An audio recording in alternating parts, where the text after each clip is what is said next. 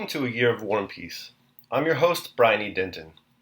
A Year of War and Peace is a daily, year-long, chapter-by-chapter reading of and meditation on Leo Tolstoy's epic novel, War and Peace.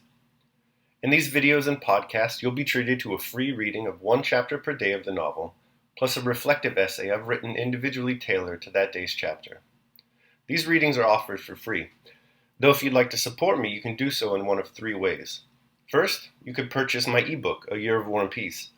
It features the entire novel, plus all of my reflective essays, and it's only $2.99 on Amazon.com. You could also become a patron at patreon.com/BrianEDenton. If you sign up there, you'll receive a sonnet once a month, plus a link to an ebook of my collected sonnets. Finally, if you like, you can make a one-time donation to my PayPal account. The email there is brianedenton@gmail.com. You can also use that email to contact me. I'd be happy to hear from you. Your support is greatly appreciated. Today's reading and reflection is on chapter 258. Chapter 258. On the 3rd of September, Pierre awoke late. His head was aching. The clothes in which he had slept without undressing felt uncomfortable on his body, and his mind had a dim consciousness of something shameful he had done the day before. That something shameful was his yesterday's conversation with Captain Rambal. It was 11 by the clock, but it seemed peculiarly dark outside of doors. Pierre rose, rubbed his eyes, and seeing the pistol with an engraved stock which Getterseam had replaced on the writing table, he remembered where he was and what lay before him that very day. Am I not too late, he thought? No, probably he won't make his entry into Moscow before noon. Pierre did not allow himself to reflect on what lay before him, but hastened to act. After arranging his clothes, he took the pistol and was about to go out. But it then occurred to him for the first time that he certainly could not carry the weapon in his hand through the streets. It was difficult to hide such a big pistol even under his wide coat. He could not carry it unnoticed in his belt or under his arm. Besides, it had been discharged, and he had not had time to reload it. No matter, the dagger will do, he said to himself, though when planning his design, he had more than once come to the conclusion that the chief mistake made by the student in 1809 had been to try to kill Napoleon with a dagger.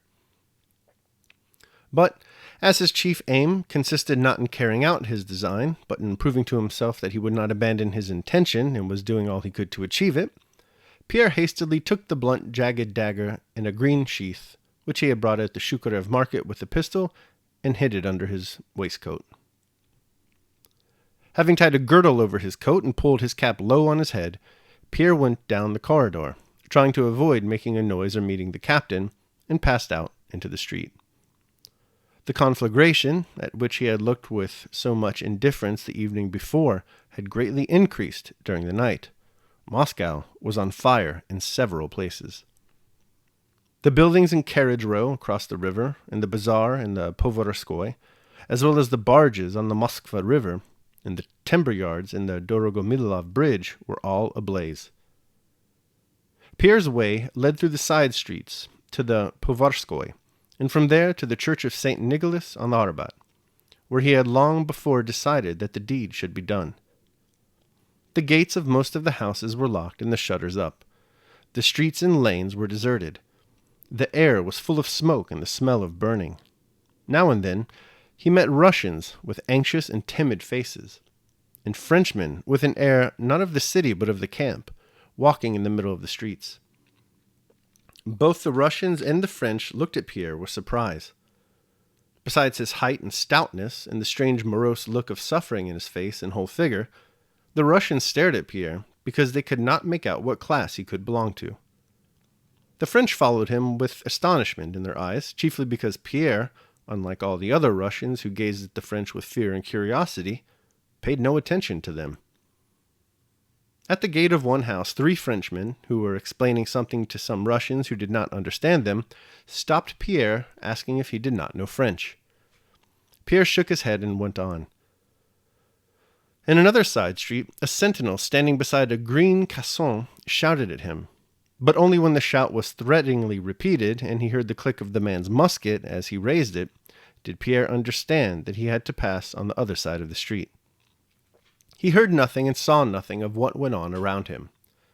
He carried his resolution within himself in terror and haste, like something dreadful and alien to him. For, after the previous night's experience, he was afraid of losing it. But he was not destined to bring his mood safely to his destination. And even had he not been hindered by anything on the way, his intention could not now have been carried out, for Napoleon had passed Arabat more than 4 hours previously on his way from the Dorogomilov suburb to the Kremlin, and was now sitting in a very gloomy frame of mind in a royal study by the Kremlin, giving detailed and exact orders as to measures to be taken immediately to extinguish the fire, to prevent looting, and to reassure the inhabitants. But Pierre did not know this.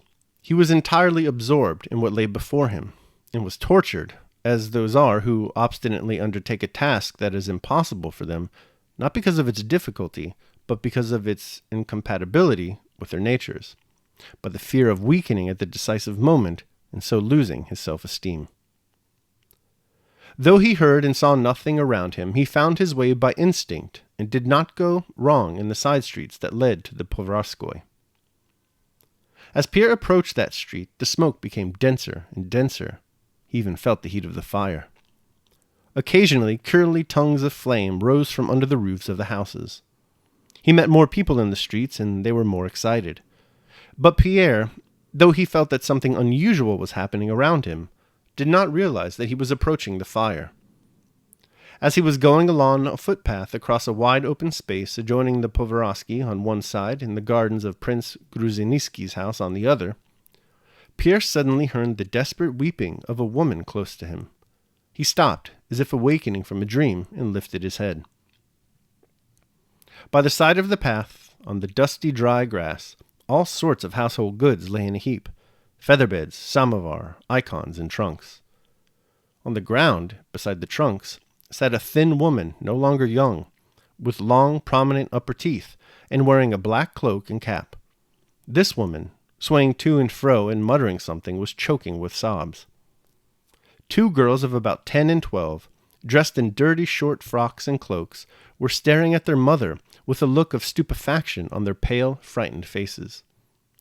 The youngest child, a boy of about 7, who wore an overcoat and an immense cap evidently not his own, was crying in his old nurse's arms.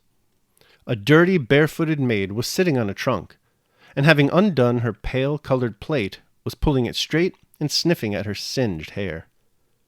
The woman's husband, a short, round-shouldered man in the undress uniform of a civilian official, with sausage-shaped whiskers, and showing under his square-set cap the hair smoothly brushed forward over his temples, with expressionless face, was moving the trunks, which were placed one on another, and was dragging some garments from under them. As soon as he saw Pierre, the woman almost threw herself at his feet. "Dear people, good Christians, save me, help me, dear friends, help us, somebody!" she muttered between her sobs.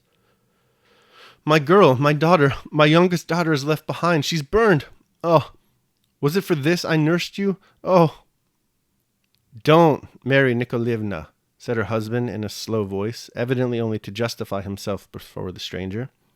"Sister must have taken her, or else where could she be?" he added. "Monster! Villain!" shouted the woman angrily, suddenly ceasing to weep. "You have no heart. You don't feel for your own child. Another man would have rescued her from the fire, but this is a monster, and neither a man nor a father. You, honored sir, are a noble man," she went on, addressing Pierre rapidly between her sobs. "The fire broke out alongside and blew our way. The maid, she called out fire, and we rushed to collect our things. We ran out just as we were. This is what we have brought away: the icons and my dowry bed. All the rest is lost. We seized the children, but not Katie. Oh, Lord!" And again she began to sob. "My child, my dear one, burned, burned." "But where was she left?" asked Pierre. From the expression of his animated face, the woman saw that this man might help her. "Oh, dear sir," she cried, seizing him by the legs. "My benefactor! Set my heart at ease. Aniska, go, you horrid girl. Show him the way," she cried to the maid, angrily opening her mouth and still farther exposing her long teeth. Show me the way, show me. I'll do it, gasped Pierre rapidly. The dirty maidservant stepped from behind the trunk, put up her plate, sighed, and went on her short, bare feet along the path. Pierre felt as if he had come back to life after a heavy swoon. He held his head higher, his eyes shone with the light of life, and with swift steps he followed the maid, overtook her, and came out on the Povarskoy. The whole street was full of clouds and black smoke. Tongues of flame here and there broke through the cloud. A great number of people crowded in front of the conflagration. In the middle of the street stood a French general, saying something to those around him. Pierre, accompanied by the maid, was advancing to the spot where the general stood, but the French soldiers stopped him. "On ne passe pas," cried the voice. "This way, uncle," cried the girl. "We'll pass through the side street, by the Nicolines." Pierre turned back, giving a spring now and then to keep up with her. She ran across the street, turned down a side street to the left, and passing 3 houses, turned into a yard on the right. "It's here, close by," said she, and running across the yard, opened a gate in a wooden fence, and stopping, pointed out to him a small wooden wing of the house, which was burning brightly and fiercely. On one of its sides had fallen in, another was on fire, and bright flames issued from the opening of the windows and from under the roof. As Pierre passed through the fence gate, he was enveloped by hot air and involuntarily stopped. "Which is it? Which is your house?" he asked. "Oh," wailed the girl, pointing to the wing. "That's it. That was our lodging. You've burned to death, our treasure Katie, my precious little missy. Oh," lamented Aniska, who at the sight of the fire felt that she too must give expression to her feelings. Pierre rushed to the wing, but the heat was so great that he involuntarily passed around in a curve and came upon the large house that was as yet burning only at one end, just below the roof, and around which swarmed a crowd of Frenchmen. At first, Pierre did not realize what these men who were dragging something out were about. But seeing before him a Frenchman hitting a peasant with a blunt saber and trying to take from him a fox fur coat, he vaguely understood that looting was going on there, but he had no time to dwell on that idea. The sounds of crackling and the din of falling walls and ceilings, the whistle and hiss of the flames, the excited shouts of the people, and the sight of the swaying smoke, now gathering into thick black clouds, and now soaring up with glittering sparks, with here and there dense sheaves of flame, now red and now like golden fish scales creeping along the walls, and the heat and smoke and rapidity of motion, produced on Pierre the usual animating effects of a conflagration. It had a peculiarly strong effect on him, because at the sight of the fire he felt himself suddenly freed from the ideas that had weighed him down. He felt young, bright, adroit, and resolute. He ran round to the other side of the lodge, and was about to dash into that part of it which was still standing, when just above his head he heard several voices shouting, and then a cracking sound, and then the ring of something heavy falling close beside him. Pierre looked up, and saw at a window of the large house some Frenchmen who had just thrown out the drawer of a chest filled with metal articles. Other French soldiers standing below went up to the drawer. "What does this fellow want?" shouted one of them, referring to Pierre. "There's a child in that house. Haven't you seen a child?" cried Pierre. "What's he talking about? Get along," said several voices, and one of the soldiers, evidently afraid that Pierre might want to take from them some of the plate and bronzes that were in the drawer, moved threateningly toward him. "A child?" shouted a Frenchman from above. "I did hear something squealing in the garden. Perhaps it's his brat that this fellow is looking for. After all, one must be human, you know." "Where is it? Where?" said Pierre. "There, there," shouted the Frenchman at the window, pointing to the garden at the back of the house. "Wait a bit, I'm coming down." And a minute or two later, the Frenchman, a black-eyed fellow with a spot on his cheek and shirt sleeves, really did jump out of a window on the ground floor, and clapping Pierre on the shoulder, ran with him into the garden. "Hurry up, you others," he called to his comrades. "It's getting hot." When they reached a gravel path behind the house, the Frenchman pulled Pierre by the arm and pointed to a round, gravelled space where a 3-year-old girl in a pink dress was lying under a seat. "There's your child. Oh, a girl, so much the better," said the Frenchman. "Goodbye, fatty. We must be human. We are mortal, you know." and the Frenchman, with the spot on his cheek, ran back to his comrades. Breathless with joy, Pierre ran to the little girl and was going to take her in his arms.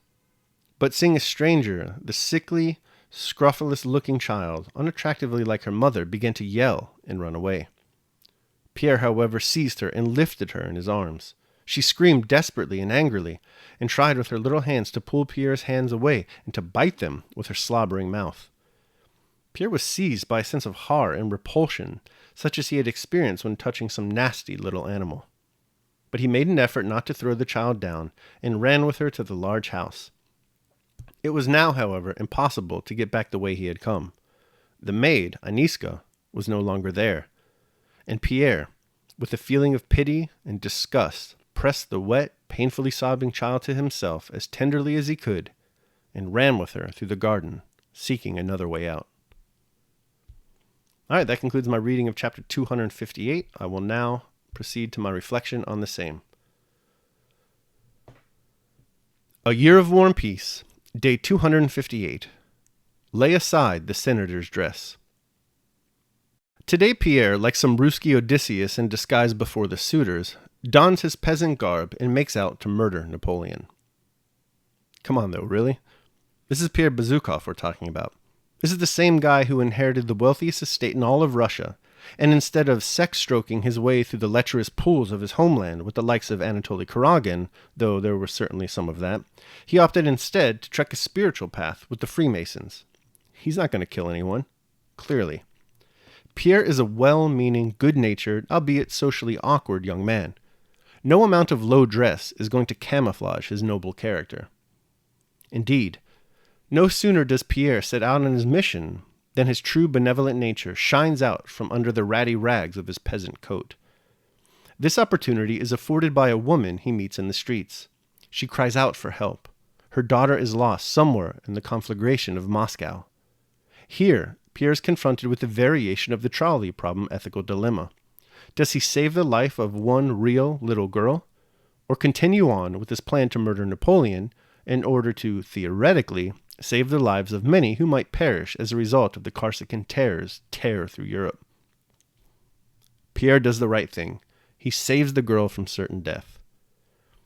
This chapter serves as a reminder of the banal yet important insight that the true value of a person is located in their core character and not in the clothes they wear or the position they keep in society. Daily meditation. Lay aside the senator's dress. Clothe yourselves in rags and come forward in this character. What then have I not the power of displaying a good voice, that is, something I ought to do? Epictetus, The Discourses. All right, so that concludes my reading of and reflection on chapter 258 of War and Peace. I hope you enjoyed it. Thanks so much for listening. Remember that if you'd like to support me, you can do so either by purchasing the ebook, A Year of War and Peace, becoming a patron at patreon.com, or making a one-time donation at PayPal. The links to all that are below in the description. Your support is greatly appreciated. Tomorrow, we're going to be reading and reflecting on chapter 259 of War and Peace. I hope you'll join me. Until then, take care of yourselves and others.